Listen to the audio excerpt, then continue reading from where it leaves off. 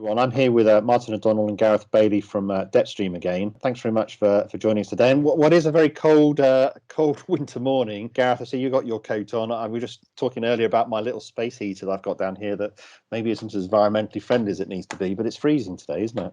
Yeah, I've got one of a variety of 3 different coats. I'm on the medium coat today because it's only marginally above 0. So yeah, it's pretty chilly, isn't it? Dog walks aren't the best at the moment. The last couple of days compared to a few days ago when, like we were saying earlier, that it was like 15 degrees. Yeah, no, it was balmy, isn't it? So we're right at the start of the year, and I suppose it's good to get a bit of a catch up in terms of like what you guys have been up to. I know there's been quite a lot of activity. I've seen posts on social media about you got new people starting, those kind of things. So just a good bit of a catch up, really. So what's changed since we last spoke? A lot's changed, actually, Chris. I think it's fair to say towards the back end of last year, or the second half of last year, we were focused on our investment round. So raising investment after we'd managed to secure a few clients. We gained a lot of confidence in our product and how that was working with our clients. And we decided investment was the right thing for us to do. We wanted to grow and expand. So we closed our investment round at the end of last year, very tail end of last year. So that was a key focus, and delivering against all of our growth plans is going to be the key focus for 2022. And that's probably why you've seen some announcements. There's more to come, but we're growing. We've tripled in size actually in the last quarter, which is quite significant. We're executing on that plan. So recruitment is a big part of it. You'll see quite a few announcements coming out as we build across quite a few of our key areas. Our developer resource has grown significantly. We're onboarding sales and marketing guys, which we'll be announcing very soon. You know, the laptop bags that you saw that were put together kindly by our chief dog officer for our new sales and marketing recruits that are starting next week. So really exciting times for us. We continue to grow, and 2022 I think will be a real acceleration for us. Really exciting times. What's going to happen this year? I mean, how are you sort of seeing it from an external market point of view in terms of like, I mean, adoption of digital has been a big thing last year. I mean, everyone's sort of like, and that seemed like that was really rolling out at the back end of the year. So that's sort of, obviously sitting in your sweet spot as well. I mean, what do you see as sort of being the themes this year, really? Yes, digital collections, to be honest, is going to continue to accelerate. It sounds like beating the same drum, but over the last year, of course, once again accelerated by the pandemic, it's become more and more of a focus. To be honest, I don't think there are really any conversations with different organizations we're having where they're not looking at some form of kind of self-service or digital collections capability. If they don't have it currently, or they're looking to overhaul what they have in place now to really drive self-service within collections. And I think that's going to start to go across it's going to, over the next year or two, though, it's going to become a bit more ingrained and part of the overall operation, rather than just a separate channel that customers can go down. It's going to become a lot more focus of how it works with the agents, the call center, and overall within the operation. It feels like there's quite a lot of reaction, right? When the pandemic first happened, it's like, we've got to do something to sort of keep the lights on. And now it's sort of like getting into that embed period. I mean, how long do you think that's going to take? Because I think the level of sophistication probably wasn't as much as we'd all wanted it to be historically. And it's like, these things take some time, I think. Yeah. What's your view on that? People were sold on digital self-service because everybody told businesses that's what they needed. Customer feedback was, this is what they want. I think last year was a real point of reflection for businesses. I think the pandemic, as we've said, forced businesses to really think, not necessarily react, but really think. And I think last year was a real point of reflection. And what we're hearing is that 2022 is going to be the year of the action. So putting what people are thinking and those things into action. So we know that lots of budget planning that happened last year, well, not lots, pretty much all budget planning included a huge chunk of digital expenditure. What we're also hearing is that lots of businesses that may have historically made a decision to consider building internally, they're actually deciding when they look at their digital future and vision, that vision includes third parties, that includes suppliers providing that. And I think that's one of the key changes, is that when businesses are making this decision, they're now deciding, actually, we'd like a business that specializes in this, they're experts in this, to take this not problem, but to take this off our table and sort it out. What we're hearing is lots of businesses are, one, looking to put this in action in 2022, but two, using third-party suppliers like ourselves to do that. I think that's a really good point, actually. The third-party suppliers and looking to go externally, the buy versus build type element. There are actually a lot of organisations we've spoken to that have gone down the build route, and over the last, they've had it in for a year, 2 years. And what they've realised is through quite a few different factors, either resources redeployed elsewhere, etc., or they don't have the expertise or continued focus to evolve their offerings internally at the pace that's needed with the changing environment and landscape, is that actually it is a better route to outsource that to an external party whose sole focus is digital collections, and they can evolve and they can get the natural benefit of an organisation that might have 10, 15, 20 other clients within their space that they're then going to see. They're going to see the involvement and features and benefit from other elements that are implemented with other clients. So is that internal capacity? Is it speed? Is it price? And price is often like hidden cost, right? Because you don't necessarily see the full cost of things until you actually do it and then realize there's other things you've got to do, right? Because it might look cheaper. But do you think is it capacity, resource capacity internally, or is it speed of action, or maybe sort of pricing that really sort of drives that kind of decision making? When you speak to businesses that have done this and tried it, they've seen some level of success, but it's fairly short-lived. And then they have this very expensive division that needs to keep ahead of the game. They need to keep developing, and it's very expensive, isn't it? It's like a huge department in itself. And generally, what you find is, if you have a business like us that specializes in this, we're always trying to keep a step ahead. We're always trying to make sure that everything we do is very efficient, has as low cost and time overheads as possible when we look at implementations and development.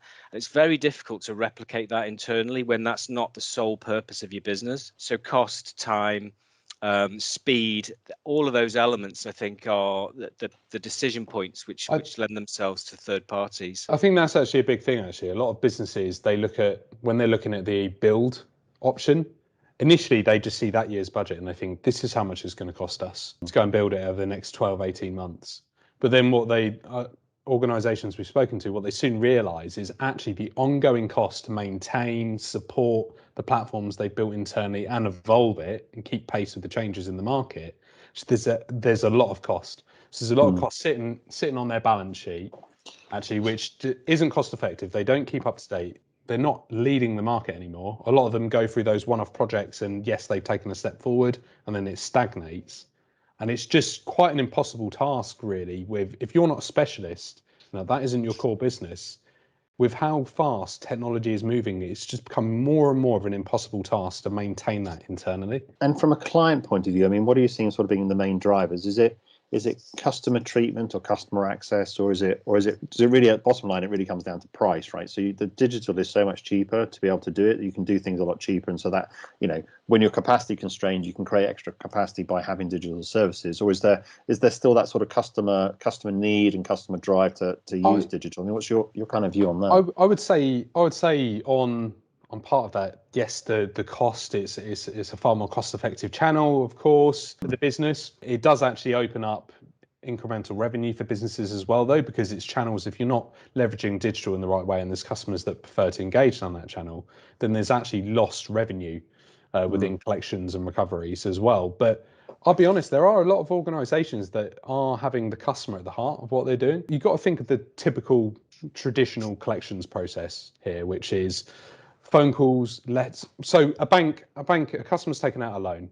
They miss one payment, so they've taken out a loan digitally, had a really good experience. They miss one payment, and suddenly they're getting letters, phone calls, and potentially further down the line, doorstep visits. From a customer experience point of view, retaining that customer as a lending customer in futures for future lending, for instance, becomes difficult. So actually leveraging self-service for the customers, actually creating an overall better experience when they do unfortunately fall into financial difficulty, is actually quite a core focus we've started to see as well, because it's that realization you've spent a lot of money acquiring that customer, but now as soon as they've fallen into arrears, you're either outsourcing them to a third party, or you're going down manual processes, traditional processes, and actually you're just causing customer churn. You're not retaining them. So all that cost up front you've spent to acquire them is to a degree wasted. Is that starting to get linked through, do you think? Because that's always a bit of a challenge in collections, is they're often seen as like separate kind of areas almost. I mean, do you think, are you starting to feel that that's getting more better understood and more linked through from a business point of view? Yes, I would say so, because you're starting to see different business leaders that are in charge of collections as well overall and responsible, that might be credit risk, for example, that overall they are in charge for collections. So they need to ensure, obviously, they're lending to the right customers, retaining customers, but also managing it on the back end. Yeah. Because linking it more together end to end, rather than having a director of collections separate and a director of credit risk, we're seeing a lot more kind of amalgamation of those roles where they're becoming responsible for the back end as well. There's an interesting point though. So do you think the pandemic has accelerated the visibility of collections and credit risk folks? So you're going to see them in more senior roles? If the customer is really at the heart of everything you're doing, and whether it be a chief risk officer, chief credit officer, is actually starting to assume those CEO positions and needing in the business, that is something that has been traditionally lost in the past, is actually this back end with the customers that fall into arrears and fall into difficulty. The amount of focus and attention and support pales in comparison to customers that are in life, they're trying to acquire them, etc. The focus on the business. And I do think you're right that the pandemic has caused a big shift in that view, and realizing the importance of collections and recoveries. Whether it translates through to the credit risk officers or chief credit officers moving into CEO positions, I'm not sure yet. It's something we have to see. Wait and see. I think the pandemic has forced companies to really think about customer experience. And one of the reasons being is when you get a channel shift, you don't just shift, you have to think about what you're shifting them to. And it causes businesses to start thinking again about, well, what is a good experience? Because if you think about traditional call center world, stick someone on a phone, they speak to someone, there's a customer experience. It's been unchanged for a long time. You then introduce a new channel, digital self-service. It doesn't just happen. You have to create it, you have to build it, you have to think about it. It forces businesses to think about what is a good experience in this new channel. So I think not only we're channel shifting massively, but also it's caused and forced us and other businesses to really think about, well, what is a great customer experience? What is it that we should be delivering? The backdrop of that is, in collections and recoveries, it's offering support, it's advice, it's guidance, but also it's access to the tools and the sort of different collection elements that you would normally get in a traditional call center environment. So I think that's one of the other outcomes of the pandemic, is really forcing businesses to think about their customers more. What do you think is going to happen this year? I mean, how do you think we should react? Because it feels like we're getting into this, like, it's going to be long term. We're going to have to stick with it. Like, this stuff is here to stay. And almost like from an investment point of view, the stuff has to be here to stay, which sort of speaks to your planning stuff in a way. I mean, what's your view for this year? I guess on that side, there's a couple of things there, because looking at people as in regards to their resilience to it, I think it's kind of started to wane off, really. People are kind of to their end kind of a game, really, and how they are willing to deal with the pandemic and actually what kind of rules they're willing to sign up to. Yeah. I think people just want to try and get on with their life as much as possible, but there are people that are being sensible about it as well. They're still ensuring that they're going through and wearing masks, etc. But I just genuinely think that it has come to an end point where people need to start carrying on with their life while taking all the proper precautions. Because if we were having this conversation in 2 years again and it's been 1,200 days, for instance, I just can't see people, for a variety of reasons, for their general life, getting on with their life, progressing in life, but also their mental health and other things, if we don't actually just carry on like we have done probably the last 6 months. Yeah. I think there's a pragmatism, isn't there? There's a pragmatism of like, well, we've got to get on with things, be sensible, but that also comes down to the tools to be able to carry on, right? So you have to create the tools to be able to carry on in the new environment if this is the way it's going to be. Yeah. I think there's a lot of businesses that have started up in the last couple of years. Businesses that have started up because of problems and pain points that have been generated by the pandemic that they've now been able to solve. There's a business that started just before the pandemic, Hopin, which is like live events and everything. It takes it a step further than Zoom, and they've absolutely nailed it. Their growth and acceleration over the last 2 years has been amazing, to be honest, of where they are as a business. But it's because without the pandemic, to be honest, I don't think they would have grown, because they started just before pandemic in the way that they have. But it's created that kind of perfect storm and pain point for some of these businesses to kind of accelerate and come out of the woodwork. It might have taken 5, 7, 9 years for them to be where they are today without it. And what do you think that means for financial services, like innovation in financial services? What other innovations do you think are sort of coming down the pipe? Or, you know, I mean, because I think we've seen that similar in our kind of industry as well. I guess on that, to be honest, you have to think about, first of all, that people's lives and how they operate day to day within work and everything has kind of changed, and it has forced some change and reflection based on the pandemic. So because of that, it is going to create potentially new needs. For instance, financial services over the last few years have, even before the pandemic, have gone under a really big shift, right from digital banking to other areas of people's lives around money management and all these other aspects. It's now created a bit of a different kind of environment again with the pandemic. So the financial services need to kind of wrap around people's lives and actually be there, available to them at the right time when they want to engage with them and how it's going to be right for them. And I think it's quite a hard task as well for these different financial services providers and this overall ecosystem that we're part of, how to continue to make sure that you are presenting stuff in the right way around the choice of the end consumer that is using that service. It's not that we are here, you come to us. It is they are choosing how they're going to use it, how they're going to leverage any financial service within their life for how it suits them. So it's a completely changing dynamic. And what about volumes? I mean, there was a lot. We were all predicting sort of doom and gloom 600 days ago around what's going to happen from a collections point of view and arrears levels and those kind of things, and it really didn't transpire. You know, we just got through, you know, the year end. You know, January typically is a high volume month anyway. Do you think that's going to flow through this year, or things have changed and people have just found other things to do, and so they're just earning money elsewhere? Do you think we've still got to be prepared for potentially more volume coming through? I think there's definitely a lag. I don't know whether it'll be as bad as we all thought, but I think there's definitely a lag, and we'll see whether it's a bubble or this growth of people struggling. But you know, I think obviously with the furlough schemes ending, but you know, people are probably still making ends meet. But is it sustainable long term? Businesses, we know there's lots of businesses that are closing. Whilst there's lots of opportunity and new business opening, we are seeing lots of businesses closing, which again is obviously going to create unemployment. That will, you know, knock on. That will see people falling into arrears, etc. It's very difficult to say. You know, underlying, you've got things like inflation, interest rates going up. There is other factors. Brexit, you know, no one's really talked about Brexit. It's all been about the pandemic. But will these elements actually have knock-on impacts that sort of phase up in the background and don't feel like this big bang of this big wave of debt, but it does grow naturally in the background? I think it's very difficult to say. I don't think anyone's got the answers. I think it will still grow.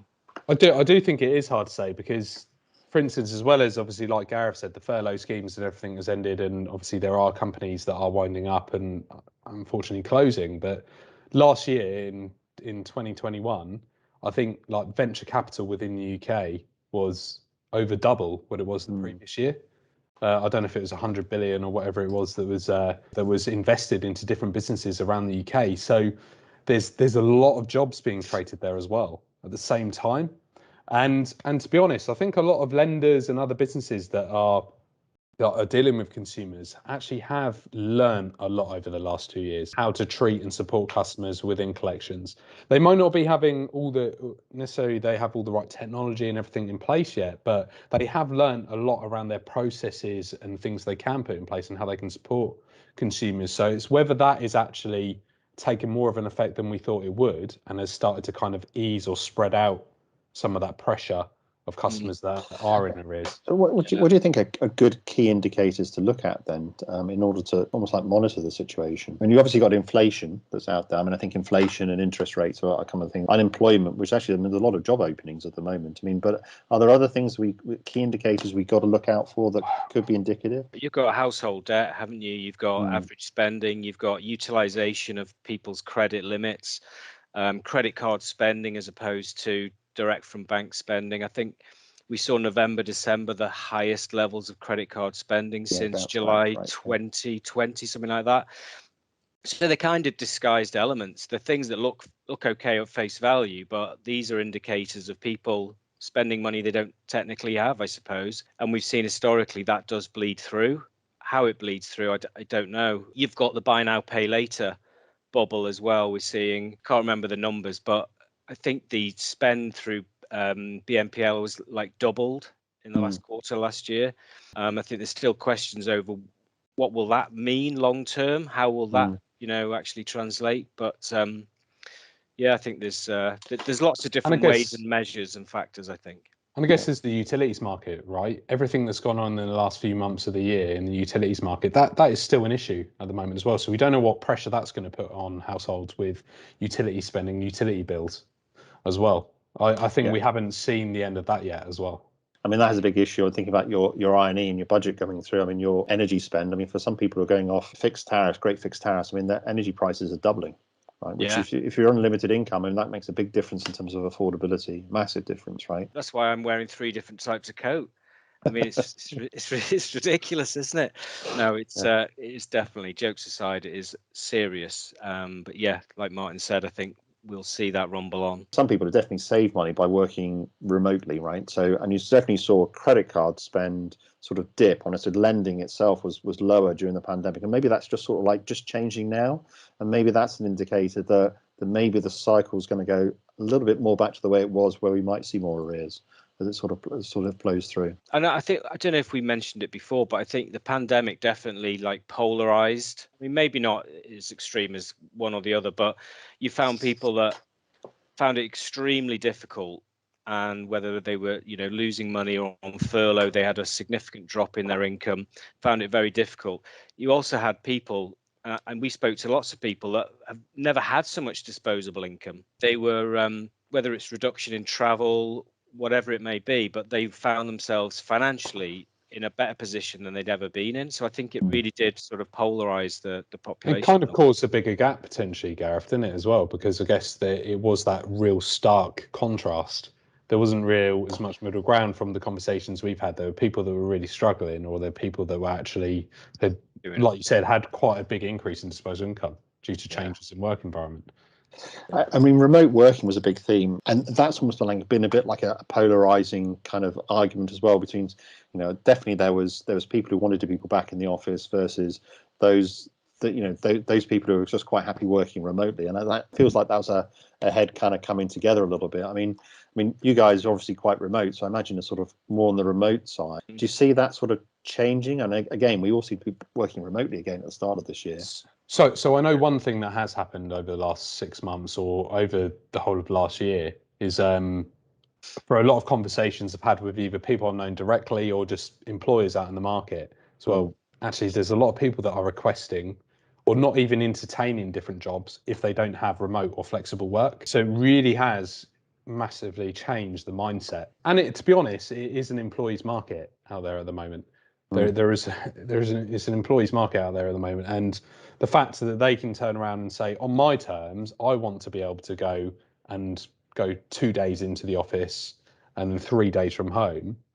There's a lot of companies that are going to struggle, actually, I think, to recruit the right talent if they're not putting those flexible work processes in place. It doesn't work for every industry, right? Because manufacturing, for example, you need to be on site, for example, in the manufacturing plant, but it is something actually I think you will lose out as a business on talent if you're not willing to look at flexible working practices. What about global talent? Because definitely, remote working gives you access to have conversations, at least at a minimum, with people in other markets, or even get work done in other markets, right, as well. How much of that is a theme, do you think, that sort of really bled through? I mean, I saw a study the other day consultancy study, and it was just talking about from digital workforce. I mean, the fact that they wanted to work much more sort of remotely, and I just wonder if that we talk about it, but if that's just a bit of the tip of the iceberg of a new trend coming through around us all doing a lot more remotely and internationally as well. And stuff's been set up for working internationally as well. Different like SaaS providers are there to enable different companies to take advantage of different employees from different, not just different regions in the country, but like you say, internationally.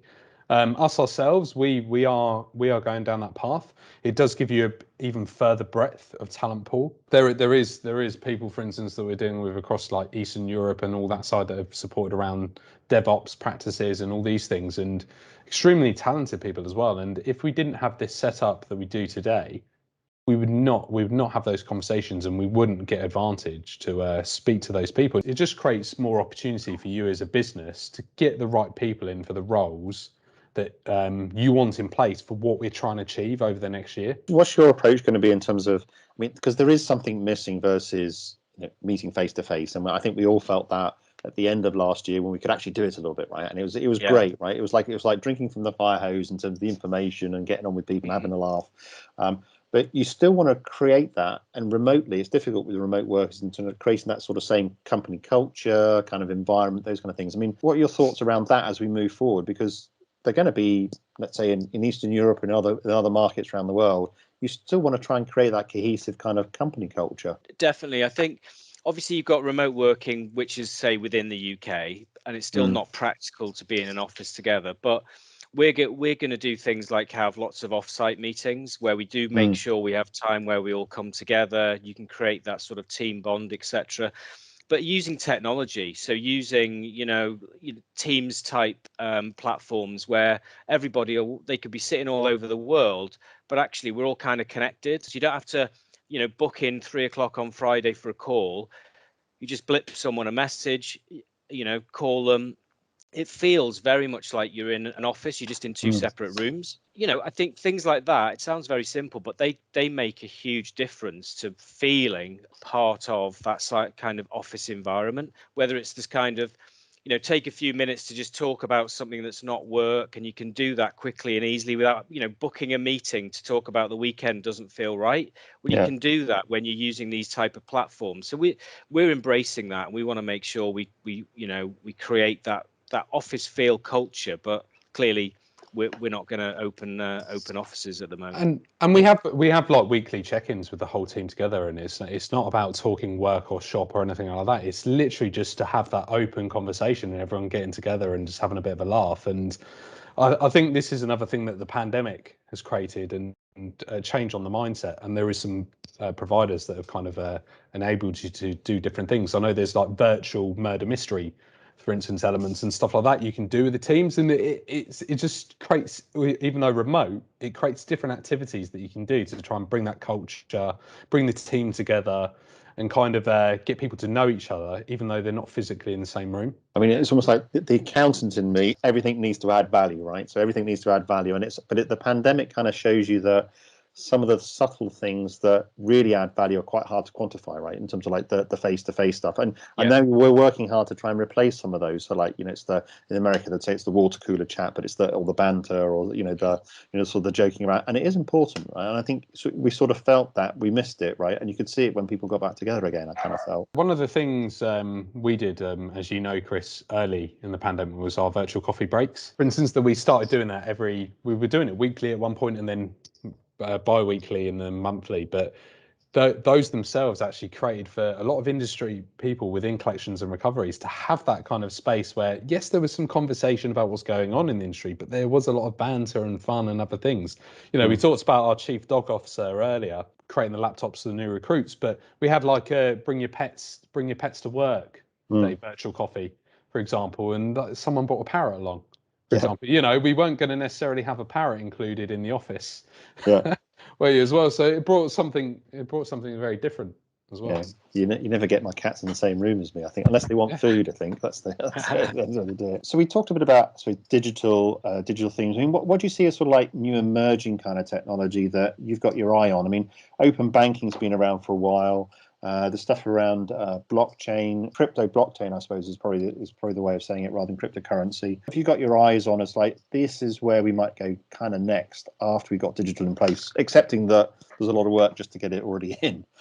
Well, I guess open banking is a point that's continuing to evolve. There are elements that happened towards the end of last year and slightly further on that have enabled some changes. So the 90-day consent rule around open banking, that's gonna, I think that's gonna look at changing now. Which, to be honest, that in itself always puts some limitations around the customer really being able to take control of their data that they're sharing with organisations, especially when you're in arrears, because how are you going to enable an organisation maybe who's using our platform, for example, to have flexible repayment plans that adjust based on their financial data month to month, especially if you're like self-employed or something like that. But if you've only got a 90-day consent window, you have to then re-authenticate. Just adds a barrier and friction to that. So that's a good thing. But recurring payments are coming through open banking as well. And that is something that will change, especially within collections. The fact that you can have a payment method that you can set up essentially like a standing order, for example, through open banking. So the customer doesn't have to go on their online banking or into the branch, for example, to set up that recurring payment method if they don't want to utilize direct debit. That is going to be quite a big piece. But when it comes to the blockchain side as well, so blockchain as a technology, I do think it's something that's not necessarily been leveraged yet within collections and recoveries. It's, I guess, the security around it and the immutable side of the kind of audit aspect of activity that goes on within, just say, a digital collections journey, for example, or platform. Or one of the elements that we're building out is secure messaging, for example, and layering that over blockchain technology to mean that it has that kind of immutable audit trail, for example, means from a compliance perspective, it will add a lot of value, because there isn't elements that can be adjusted or interfered with. And this is something that has been mentioned around digital technology as well, is obviously the historic nature of it. For instance, audit trail was a real important piece to be able to see all the different activity, but blockchain gives an extra layer of security around that as well, because it can't be adjusted or changed. Once it's there, that activity has happened, it's recorded on the ledger within blockchain, and that's it, it's there. That's quite interesting. I think as well, what we will continue to focus on is just continue to improve, like the ease of access, making sure everything is available on mobile device. I mean, you still go on loads of websites, and they just don't work on your mobile. Things like that, you just think are basics, but you can look at new technology, but you can also just making sure we're utilizing what we have today better. We're always looking at refining our customer journeys to make them slicker, easier, simpler, easier to access, obviously retaining and maintaining the highest levels of security. But they're going to be key areas of focus. But also within that, so making lovely journeys that are really easy to use, but making them tailored, combining digital experience but with data and intelligence. That's kind of the next step. It's a step that people are taking, but I think that needs to be a key focus. So how do you make something tailored and bespoke that is, there is no human? Well, one of the best ways is to use data to learn and understand, whether it's behaviors, whether it's customer personas, but how you need to present and have different kind of interactions and journeys. So I think joining everything together with data and intelligence with those digital journeys is the next must-have. So we all get excited about the metaverse is the one that I didn't talk on. The metaverse we can talk about, or blockchain, or like the latest things that are coming on. But actually, that was happening to digital probably like 10 years ago. We all got excited about it, but actually now's the time where it actually gets delivered, and this is where the value gets created, right? So concentrate on getting it right now is where the value is. And yes, we can get excited about these things, but there's a lot to do even as we stand today, just with what we've got. We've been given a kickstart, it sounds like.